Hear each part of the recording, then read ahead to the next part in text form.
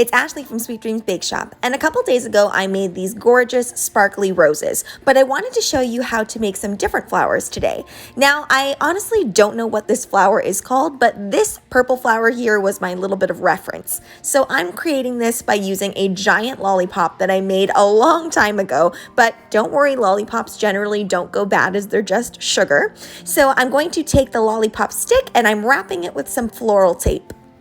Fun fact, I did not know this, but floral tape is actually not sticky. It just kind of melds together, and that's why it's really, really easy to use. You could totally skip that step though if you're not planning on having any part of the stick showing. Now, if you don't want to use a lollipop and you want it to be even more lightweight, make sure that you use a styrofoam ball and cover it with fondant. Then you're going to take these petals and you're going to round them out like I did with my balling tool, and then you're going to attach them.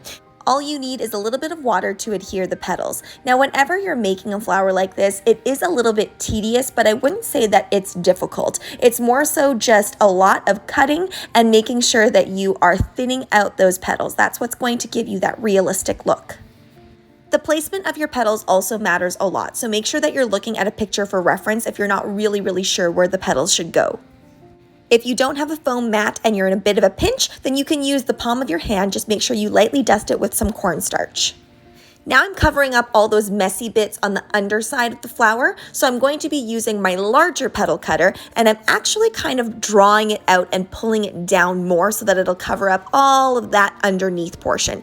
Now, if I wanted to continue to make this flower really large, I would just continue to add petals of the same size, and I would make it so that it looks like it's a fully opened flower. I should also mention that I'm using satin ice fondant today, which I will link down in the description box below. Now, to be honest, I find I get the best look whenever I use colored petal dusts, but I don't have any petal dust on hand, so I'm just using what I have, which is an airbrush, and I'm gonna do a little bit of a light mossy green in the center, and then I'm going to add on the pink.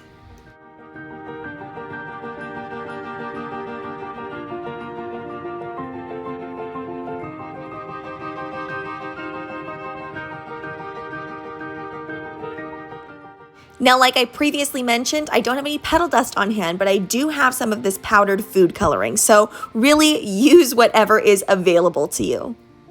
Now, you might be wondering what the difference is, and really the difference is just that the pigmentation I find seeps in a lot better with petal dust, whereas you can kind of see the graininess just a little bit with this powdered food coloring. It still does the trick.